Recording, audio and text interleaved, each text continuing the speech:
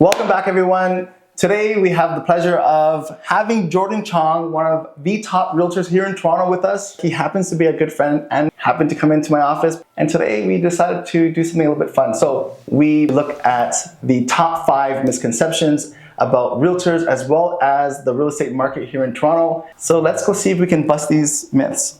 Let's do it. All right. Number 1, all realtors are the same.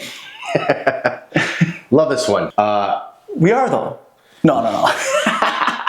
While Marlon and I are in the business around the same length of time, over about 15 years, the way we approach our businesses are completely different, but we do not get there the exact same way, so no. No, like I feel that a lot of people feel that way because we all have access to the same amount of information. Mm-hmm. However, how we use that information makes a big difference in the quality of work that you get from your realtors, and experience is everything, right? It matters. It absolutely matters. All right, that was number 1, myth busted. Realtors are not all the same. Number 2, realtors control market prices. Now, that's a lot of power we all have. Shh, don't tell anyone, but we do control everything, even the stock market. Well, if that were the case, we wouldn't have had the year in Toronto real estate that we had this past year. I think based on everything that's happened, goes to show we don't dictate the final price. That comes from market value and what people are willing to pay for specific properties. Definitely. Yeah. And although we don't control the market prices, we do control the situation and the scenario of our clients selling the properties and also buying the properties. On one side, we want the highest price, but on the other side, we want the lowest price. It just shows that we don't control prices. Right? That's really driven by supply and demand. That's what it is at the end of the day. I think that was another myth busted. All right, so we have number 3. Okay, the real estate market always goes up. The past, little while, it has been good in the Toronto real estate market, low supply, high demand, so it seemingly went up. The past year and a half with the higher interest rates proves and shows that it is not constantly going up. When you stretch out that time horizon, like 20, 30 years, yeah, of course it seems like it's always going up. But it is a roller coaster. It is a roller coaster. And it really depends on what type of property you buy, the timing of the market, as well as what area you're buying in. So this is why it's important to work with a good realtor. Yeah, hopefully your property values go up more so than others, right? Yep. That was myth busted.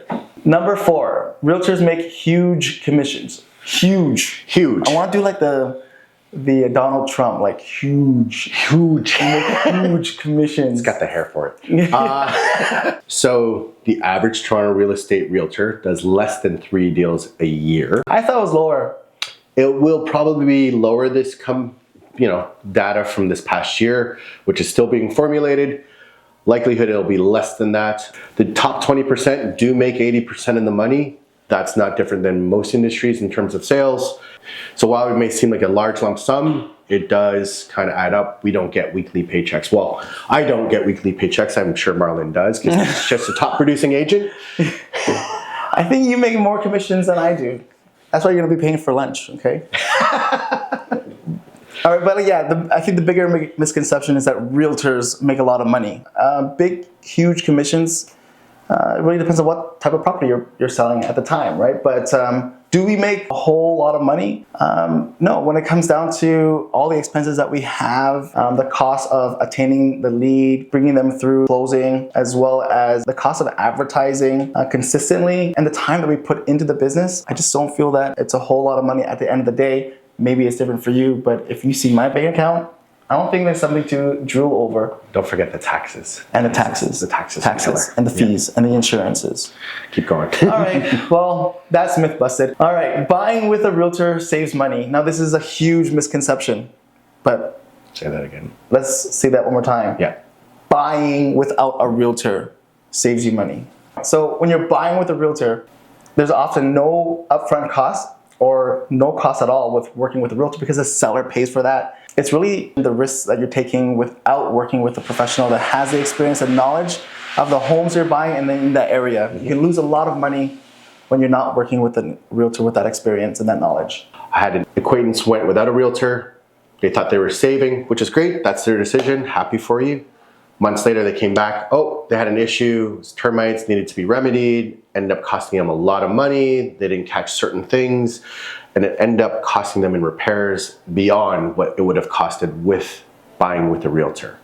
So, long story short, as long as you use someone who's educated, who's experienced, they can, in the long term, save you money. Myth busted.